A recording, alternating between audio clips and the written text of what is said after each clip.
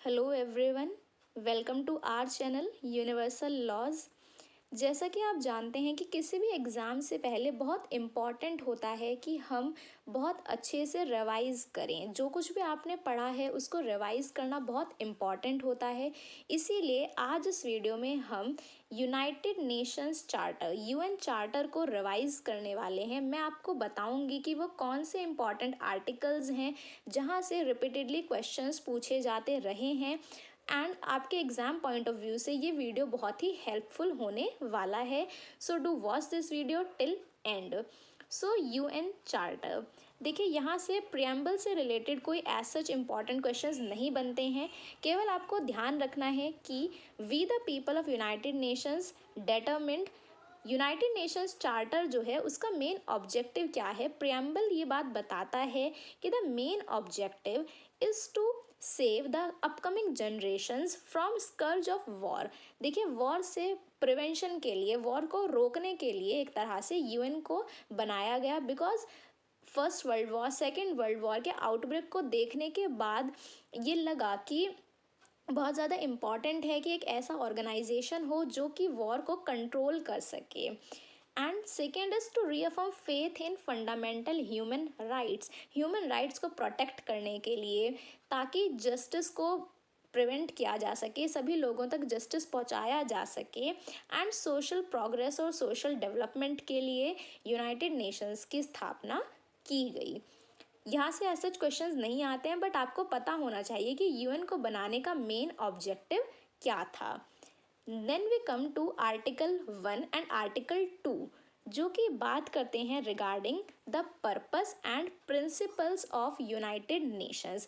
These are important. यहाँ से question directly भी बनता है कि what are the purposes of United Nations, या जो प्रिंसिपल्स हैं अंडर आर्टिकल 2, वहाँ से भी कई इंपॉर्टेंट क्वेश्चंस फ्रेम होते हैं।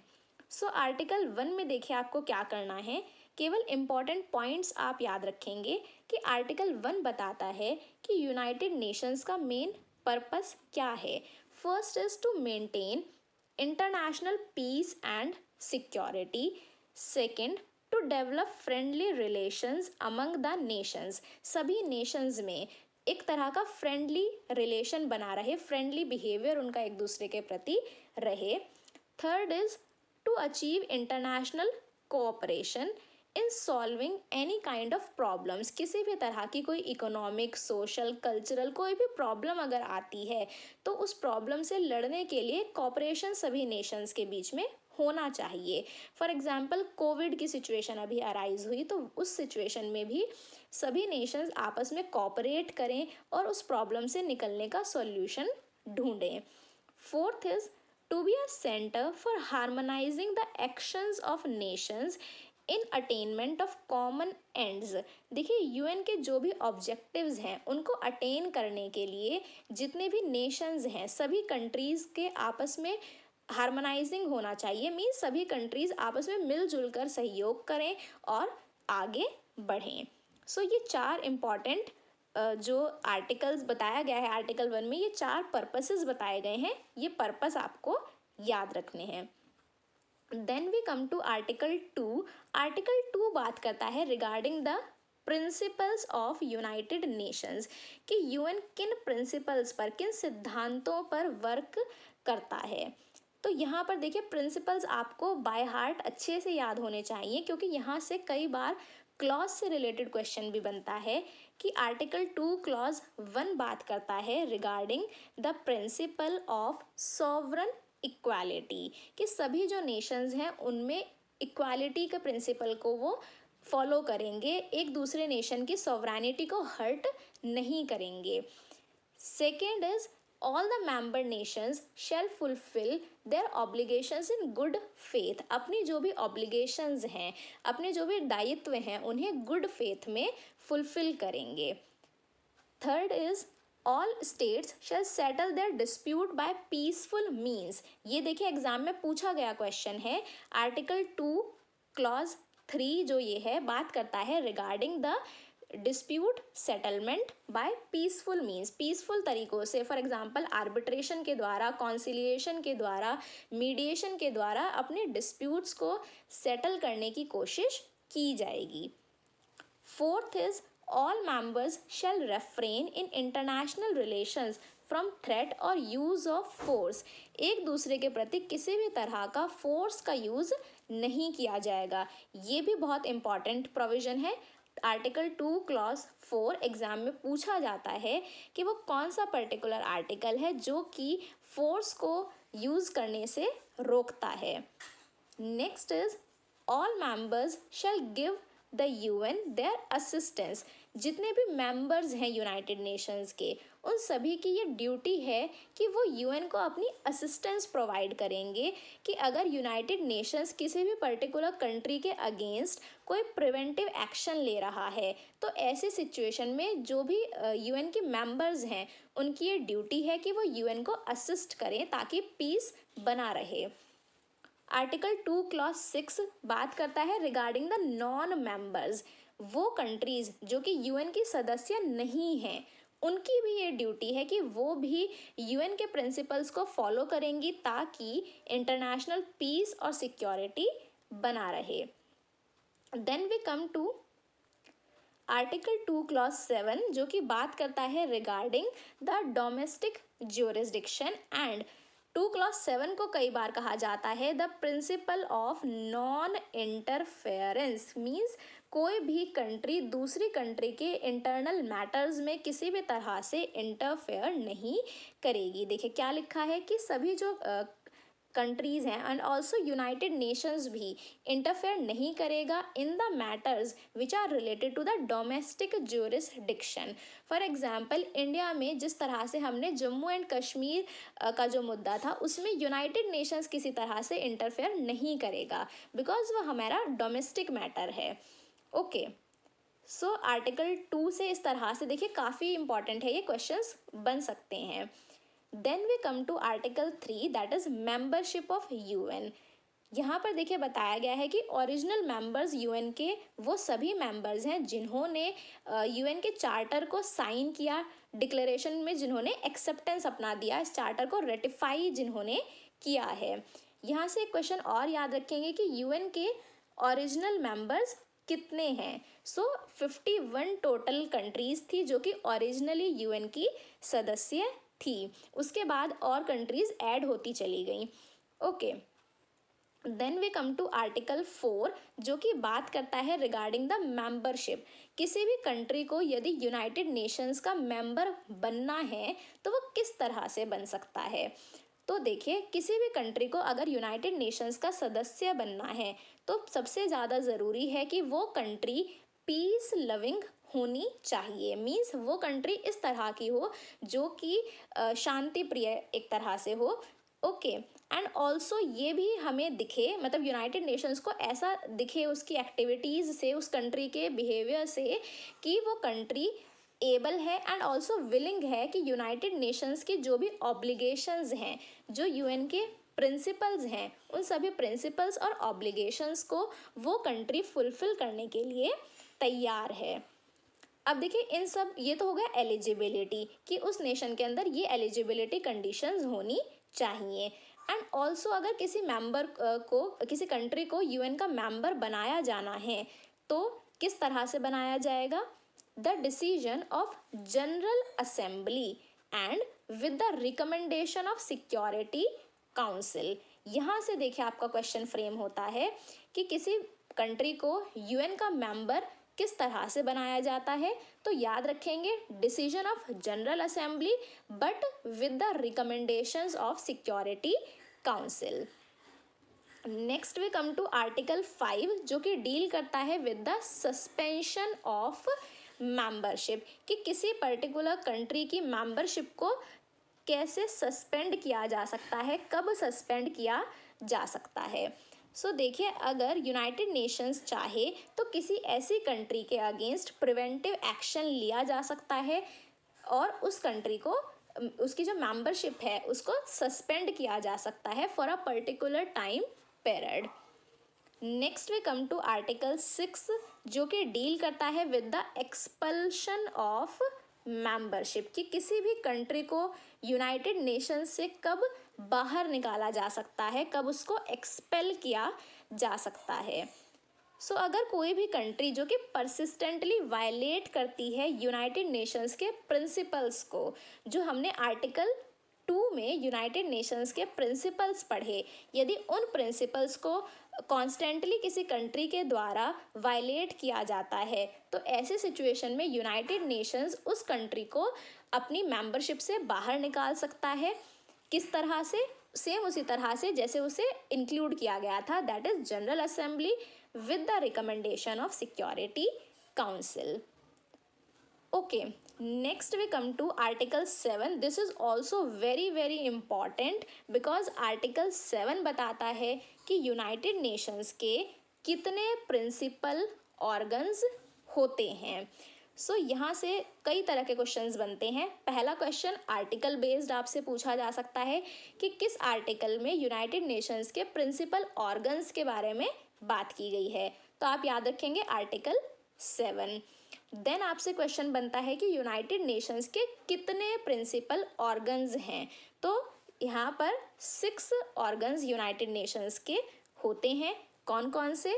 First is General Assembly, Security Council, इकोसोक that is Economic and Social Council, Trusteeship Council, International court of Justice and सेक्रेटरियाट।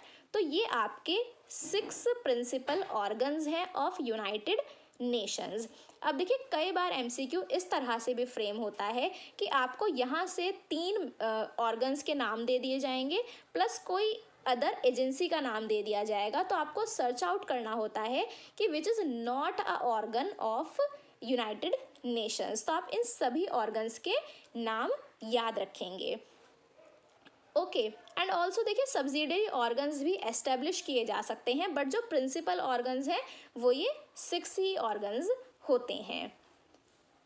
Next we come to article 8। Article 8 बात करता है रिगार्डिंग जेंडर इक्वालिटी।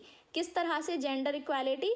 देखिए यहाँ पर लिखा गया है कि the United Nations shall place no restrictions on the eligibility of men and women.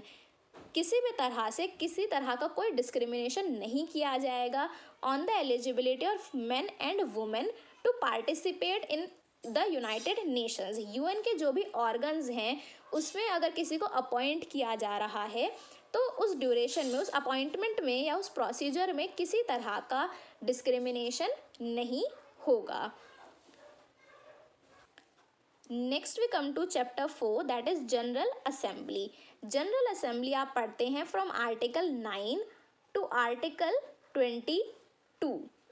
अब यहाँ पर आर्टिकल 9 याद रखेंगे जो कि बात करता है regarding the composition of General assembly, कि जनरल असेंबली में कितने सदस्य होते हैं। तो देखिए वो सभी कंट्रीज़ जो कि यूनाइटेड नेशंस के मेंबर्स हैं वो सभी मेंबर्स जनरल असेंबली के भी मेंबर्स होते हैं। एंड यहाँ पर एक और क्वेश्चन आपसे पूछा जाता है रिगार्डिंग द रिप्रेजेंटेटिव्स, कि हर एक कंट्री के पास कितने रिप्रेजेंटेटिव्स भेजने का चांस होता है। तो each member of the general Assembly shall have not more than that of 5 representatives in General Assembly. Means हर एक कंट्री जनरल असेंबली में अपने 5 रिप्रेजेंटेटिव्स भेज सकती है। Next about article 10। आर्टिकल 10 बात करता है regarding the functions and powers. अब जनरल असेंबली के मेन फंक्शंस क्या हैं, जनरल असेंबली को क्यों बनाया गया। जनरल असेंबली में क्या होता है, किसी भी इम्पॉर्टेंट क्वेश्चन के ऊपर डिस्कशन किया जाता है एंड ऑल्सो यूनाइटेड नेशंस के जो भी प्रिंसिपल्स हैं ताकि उनको प्रॉपरली फॉलो किया जा सके, या कोई भी इस तरह के रिकमेंडेशंस हैं वो सब जनरल असेंबली में डिस्कस की जाती हैं। Next we come to article 11। Article 11 is not that much important, केवल आप याद रखेंगे कि आर्टिकल 11 एक तरह से ऑटो लिमिटेशन की बात करता है कि जनरल असेंबली के जितने भी मेंबर्स हैं वो सब क्या करेंगे, प्रिंसिपल ऑफ डिसआर्मामेंट को फॉलो करेंगे। मीन्स वो एक कोशिश करेंगे कि वो अपने यहाँ पर इतना आर्मामेंट्स, अपना आर्म्स वगैरह को इकट्ठा ना करें और पीस को बनाए रखें। देन आर्टिकल 12, 13 ये इतना इम्पॉर्टेंट नहीं है, इनको आप स्किप कर सकते हैं वाइल रिवाइजिंग। अगर आप आराम से मतलब आपका कोई एग्ज़ाम नहीं है उस दौरान अगर आप इंटरनेशनल लॉ पढ़ रहे हैं या यूएन चार्टर पढ़ते हैं तब आप एक बार सारे आर्टिकल्स से गो थ्रू होंगे, लेकिन फॉर एग्ज़ाम पर्सपेक्टिव आप कुछ आर्टिकल्स को स्किप करेंगे और आर्टिकल 17 को अब आप पढ़ें। आर्टिकल 17 बात करता है रिगार्डिंग द बजट। यहाँ से क्वेश्चन आता है कि यूनाइटेड नेशंस का जो बजट है उसको कौन अप्रूव करता है। So General Assembly shall consider and approve the budget of organisation. Budget को अप्रूव करने की पावर किसके पास है? General Assembly. Next we come to voting. Article 18 बात करता है कि वोटिंग किस तरह से होगी। तो देखिए जनरल असेंबली के जितने भी मेंबर्स हैं उन सभी के पास एक ही वोट होगी, मीन्स वो एक बार अपना वोट दे सकते हैं किसी भी मैटर में। आर्टिकल 19 लेकिन एक बात बताता है कि a member of United Nations who is in the arrears of payment of financial contributions, UN का कोई भी ऐसा सदस्य जिसने जनरल असेंबली में अपने कुछ फाइनेंशियल कॉन्ट्रीब्यूशंस कि सपोज कुछ अमाउंट उन्हें डिपॉजिट करना होता है सभी कंट्रीज़ को, और वो अमाउंट किसी कंट्री ने डिपॉजिट नहीं किया और 2 साल बीत गए, 2 साल से आपने वो अमाउंट जो भी फाइनेंशियल कॉन्ट्रीब्यूशन है अपना, वो कॉन्ट्रीब्यूशन आपने यूनाइटेड नेशंस में नहीं दिया, तो ऐसी सिचुएशन में आपका जो वोटिंग का अधिकार है वो आपसे छीन लिया जाएगा, आपके पास कोई वोटिंग का अधिकार नहीं होगा।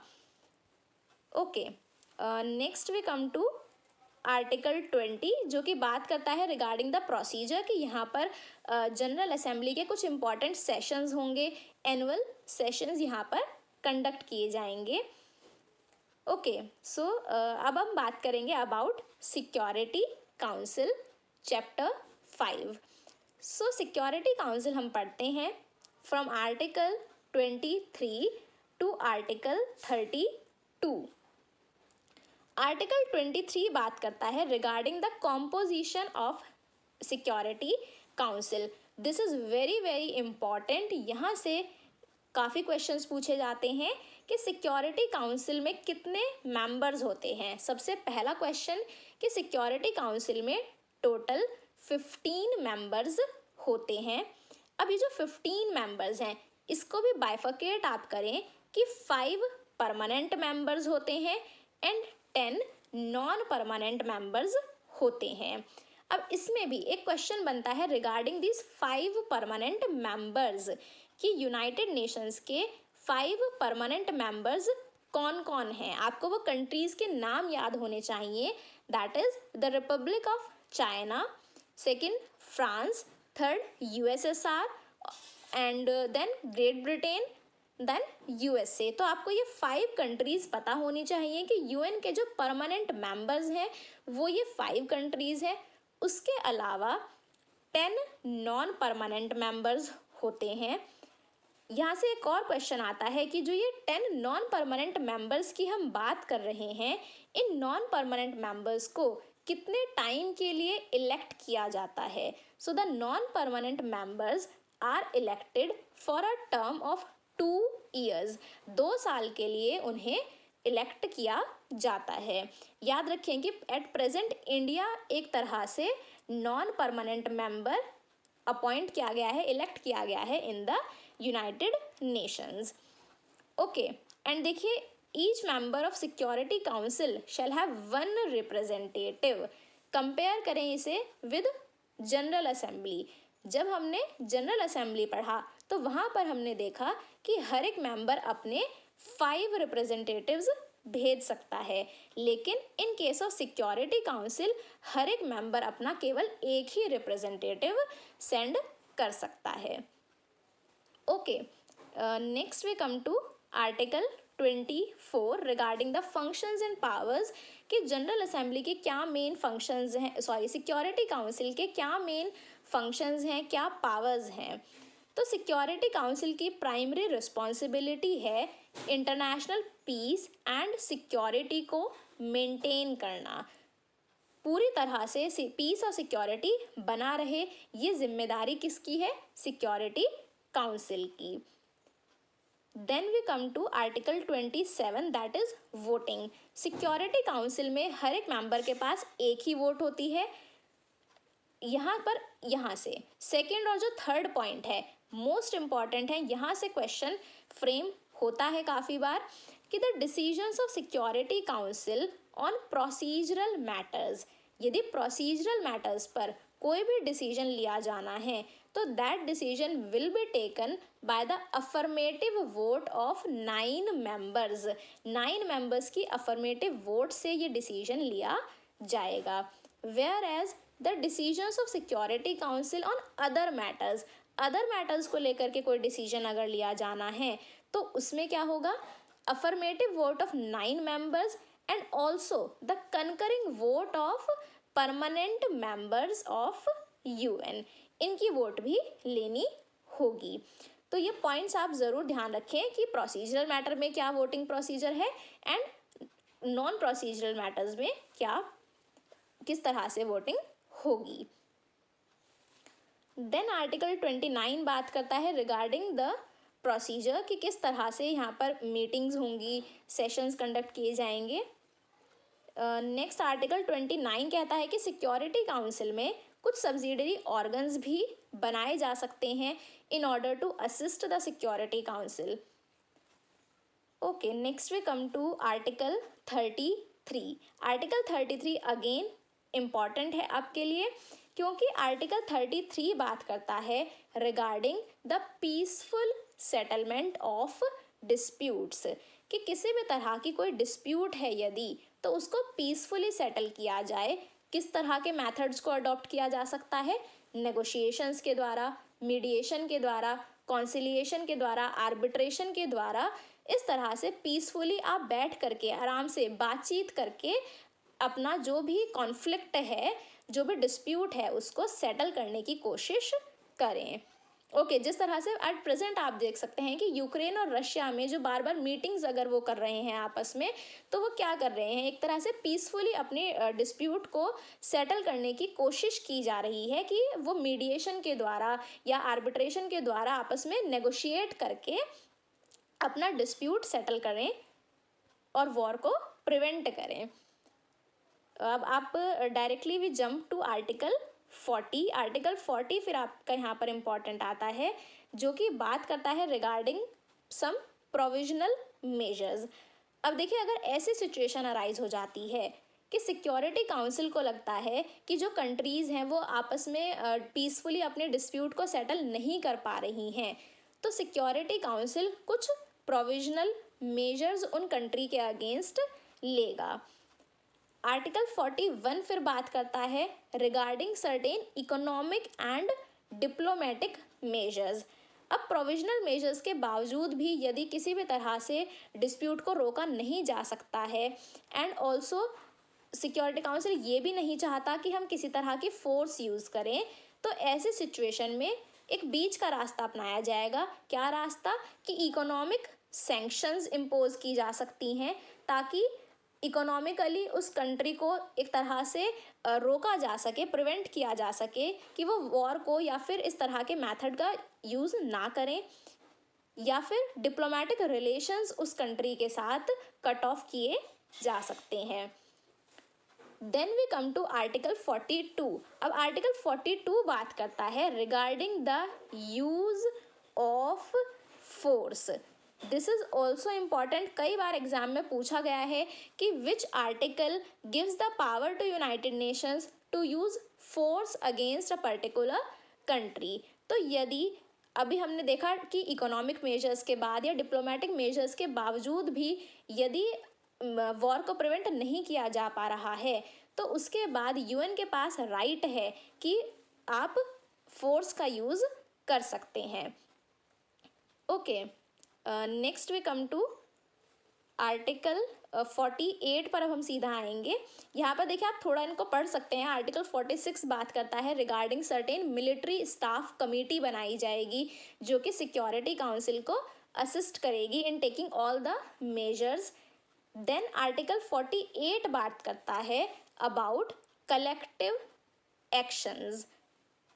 किस तरह के collective actions, the action required to carry out the decisions of security council. Security council ने जो कोई भी डिसीजंस लिए उन डिसीजंस को इम्प्लीमेंट करने के लिए, पीस एंड सिक्योरिटी को मेंटेन करने के लिए एक्शंस लिए जाएंगे by all the nations. Means सभी नेशंस मिल करके सिक्योरिटी काउंसिल की मदद करके पीस और सिक्योरिटी को एस्टेब्लिश करने की कोशिश करेंगे। Then we come to article 51।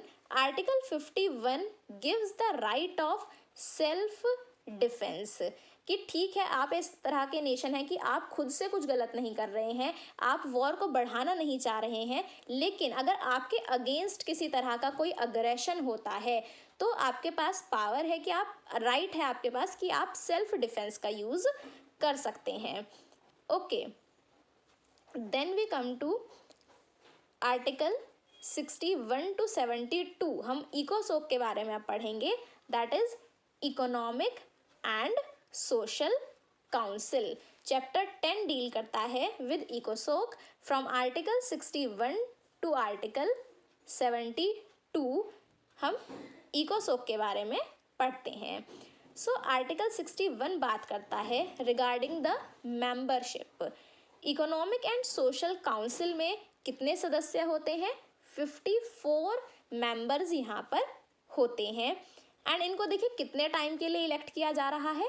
For a period of 3 years. Time period भी आप याद रखेंगे, 3 ईयर्स के लिए इन्हें इलेक्ट किया जाता है। देन आर्टिकल 62 बात करता है regarding the powers and functions of इकोसोक, कि जो इकोनॉमिक और सोशल काउंसिल है इसके मेन पावर्स और मेन फंक्शंस क्या हैं। सो जैसा कि इसका नाम से ही आपको पता चल रहा है, economic and social means economic, social, cultural और एजुकेशनल वेलबींग को मेंटेन करना, इन सभी एरियाज में कुछ ना कुछ फर्दर डेवलपमेंट करना, यही सब इकोसोक के काम हैं, ताकि ह्यूमन राइट्स को प्रिवेंट किया जा सके, लोगों की फंडामेंटल राइट्स को, फंडामेंटल फ्रीडम्स को सिक्योर किया जा सके। इन सब एरियाज में इकोसोक वर्क करता है। Then we come to article 67 कि इकोनॉमिक एंड सोशल काउंसिल में भी हर एक मेंबर के पास एक ही वोट होती है। एंड जो भी डिसीजंस यहाँ पर लिए जाएंगे वो डिसीजंस किस तरह से लिए जाएंगे? By the majority of total members who are present and voting. याद रखें कि यहाँ पर कोई इस तरह का मेजर नहीं लिखा कि 2/3 मेजॉरिटी से। काफ़ी जगह क्योंकि आप ऐसा पढ़ते हैं कि 2/3 मेजॉरिटी लिखा होगा, लेकिन यहाँ पर केवल लिखा है कि जो डिसीजंस हैं वो लिए जाएंगे by a majority of the members who are present and voting. Okay, so next we come to, देखिए सब आपको स्किप करना है, ट्रस्टीशिप सिस्टम इसको एक बार ऐसे ही देख लेंगे। Next we come to article 86 जो कि आपका बात करता है रिगार्डिंग द ट्रस्टीशिप काउंसिल। देखिए जो भी मेन ऑर्गन्स हैं यूएन के, आपको केवल उनके बारे में बहुत अच्छे से पढ़ना है। सो आर्टिकल 86 टू 91 डील करते हैं विद ट्रस्टीशिप काउंसिल। आर्टिकल 86 बात करता है कि the trusteeship council shall consist of the members who are administering the trust territories. And also यहाँ पर जो मेंबर्स होंगे उन्हें 3 ईयर्स के लिए इलेक्ट किया जाता है। ट्रस्टीशिप काउंसिल से देखिए जो मेन आपका क्वेश्चन बनता है दैट इज रिगार्डिंग कि जो ट्रस्टीशिप काउंसिल है वो अब एक नॉन एक्टिव ऑर्गन है, कि अगर हम यूएन के जितने भी ऑर्गन्स हैं, टोटल 6 ऑर्गन्स हैं, अगर हम उनके बारे में बात करें तो उन सभी ऑर्गन्स में से ट्रस्टीशिप काउंसिल एक ऐसा ऑर्गन है जो कि अब एक्टिव नहीं है। So this is a non active organ. 1994 is the year जहाँ पर ट्रस्टीशिप काउंसिल ने उसके बाद कुछ फंक्शन करना बंद कर दिया। Okay, next we come to international court of justice. Very important, यहाँ से क्वेश्चंस काफ़ी आते हैं। So international court of justice from article 92 to article 96 में हम पढ़ते हैं about international court of justice. So देखिए आर्टिकल 92 क्या कहता है कि international court of justice is the principal judicial organ of United Nations. UN का मेन जुडिशियल ऑर्गन है international court of Justice and this is based upon the statute of permanent court of international justice के ऊपर ही ये ICJ based है एक तरह से। Next article 93 क्या कहता है कि all the members of UN, जितने भी सब यूनाइटेड नेशंस के मेंबर्स हैं वो सभी countries international court of justice की भी सदस्य अपने आप ही बन जाती हैं और वो statute of international court of justice को भी फॉलो करेंगी। Next, a state which is not a member of United Nations, कोई इस तरह की कंट्री जो कि यूएन का सदस्य नहीं है, यदि वो चाहे तो वो भी statute of international court of justice का एक तरह से पार्टी बन सकती है टू दिस स्टैट्यूट। किस तरह से? देखिए, bye the general assembly upon the recommendations of security Council. Next article 94 बात करता है कि each member of United Nations undertakes to comply with the decisions of International Court of Justice in any case in which it is a party।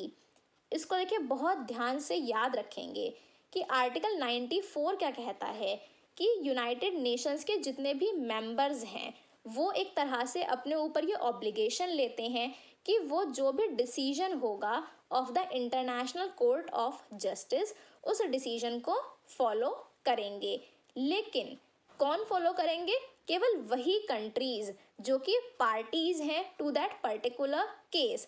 For example, India और पाकिस्तान का कोई matter international court of justice में जाता है तो वहाँ पर international court of justice का जो भी डिसीजन आता है उस डिसीजन से केवल इंडिया और पाकिस्तान ही बाध्य होंगे, केवल हमारे ऊपर ही वो रिस्पॉन्सिबिलिटी होगी कि हम उस डिसीजन को कंप्लाई करें।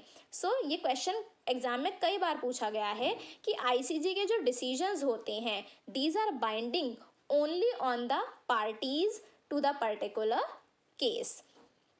Next, if any party to a case fails to perform the obligations, अब यदि कोई भी कंट्री अपनी ऑब्लिगेशंस को परफॉर्म नहीं करती है तब आपके पास क्या रास्ता है? Then we have to take the records of security council. Security council फिर उसके बाद उस डिसीजन को एनफोर्स कराने की कोशिश करेगा। Next we come to article 95। Nothing in the present charter shall prevent the members of UN from entrusting the solution of their differences to other tribunals। Means United Nations के जो members हैं अगर वो चाहें तो वो अपने जो भी आपके डिस्प्यूट्स हैं उसको किसी अन्य ट्रिब्यूनल्स के द्वारा भी सॉल्व करवा सकते हैं। Next we come to article 96। This is important. Article 96 बात करता है रिगार्डिंग द एडवाइजरी ओपिनियन कि किस तरह से इंटरनेशनल कोर्ट ऑफ जस्टिस का एक तरह से एडवाइजरी ओपिनियन लिया जा सकता है। जिस तरह से देखिए कॉन्स्टिट्यूशन में आप पढ़ते हैं कि सुप्रीम कोर्ट से एडवाइजरी ओपिनियन लिया जा सकता है, इसी तरह से यहाँ पर आर्टिकल 96 बात करता है कि इंटरनेशनल कोर्ट ऑफ जस्टिस से एडवाइजरी ओपिनियन लिया जा सकता है बाय द जनरल असेंबली और बाय द सिक्योरिटी काउंसिल। कि जनरल असेंबली और सिक्योरिटी काउंसिल अगर उनको लगता है कि कोई भी इस तरह का लीगल क्वेश्चन उनके सामने अराइज हुआ है और वो चाहते हैं कि इंटरनेशनल कोर्ट ऑफ जस्टिस कुछ उन्हें एडवाइस दे या अपना ओपिनियन उनके सामने रखे, तो जनरल असेंबली और सिक्योरिटी काउंसिल उस मैटर को आईसीजे के पास रेफर कर सकते हैं। Next, other organs of UN. अब देखिए फर्स्ट में हमने केवल पढ़ा कि जनरल असेंबली और सिक्योरिटी काउंसिल एडवाइजरी ओपिनियन ले सकते हैं, लेकिन इनके अलावा जो भी अन्य ऑर्गन्स हैं यूएन के, यदि वो किसी भी तरह का एडवाइस लेना चाहते हैं तो वो क्या करेंगे? They may request the advisory opinion if they are authorised by the general assembly. कि उन्हें क्या करना होगा? पहले वो जनरल असेंबली से परमिशन लेंगे कि हम इस तरह से कोई एडवाइस लेना चाहते हैं इंटरनेशनल कोर्ट ऑफ जस्टिस से, तो अगर जनरल असेंबली उन्हें ऑथराइज कर दे तभी वो इंटरनेशनल कोर्ट ऑफ जस्टिस से एडवाइजरी ओपिनियन ले सकते हैं। सो आई होप देखिए आपको अच्छे से सब समझ आ रहा होगा। Next we come to secretariat. यहाँ से आप याद रखेंगे कि the secretariat shall compose of secretary general. Secretariat में कौन होगा? Secretary general. याद रखें कि एट प्रेजेंट सेक्रेटरी जनरल कौन है? कमेंट सेक्शन में डू राइट द नेम कि at present who is the secretary general of United Nations, और वो किस कंट्री से बिलोंग करते हैं ये भी आप लिखें। देखिए बहुत इजी है और क्वेश्चन ये बन सकता है, तो आपको पता होना चाहिए। ओके, एंड जो सेक्रेटरी जनरल होते हैं ही is the chief administrator officer of the organization. पूरा जो यूएन है उसका एक तरह से जो एडमिनिस्ट्रेशन है वो कौन करेंगे? Secretary general.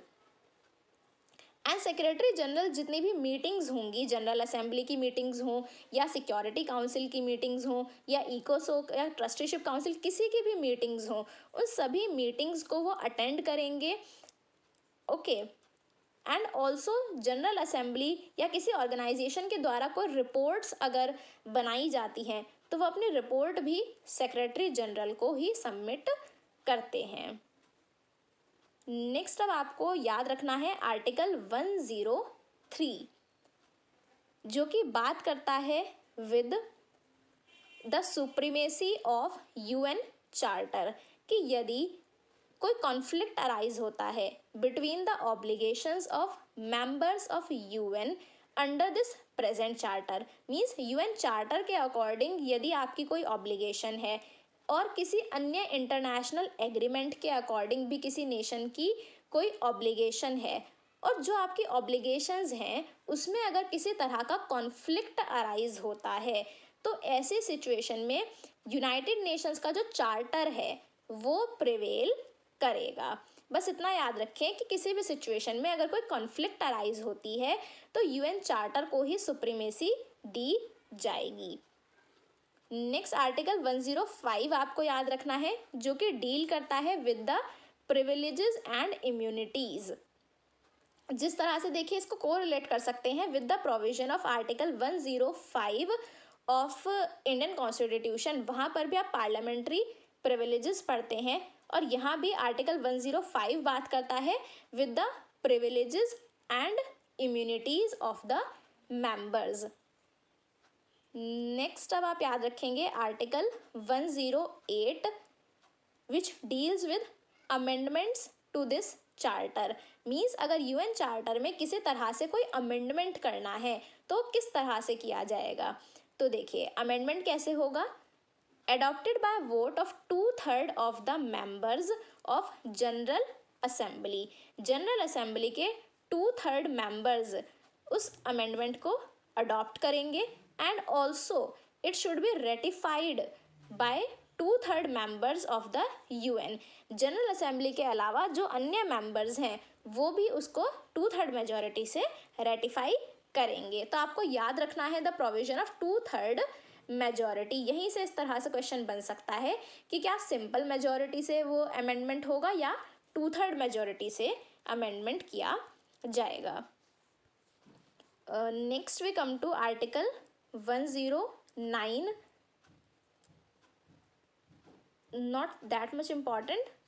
We come to article 111. Yes, 111 the last article and most important one also, because यहाँ से क्वेश्चन बनता है regarding the languages कि कौन कौन सी ऑफिशियल लैंग्वेजेस हैं ऑफ यूएन।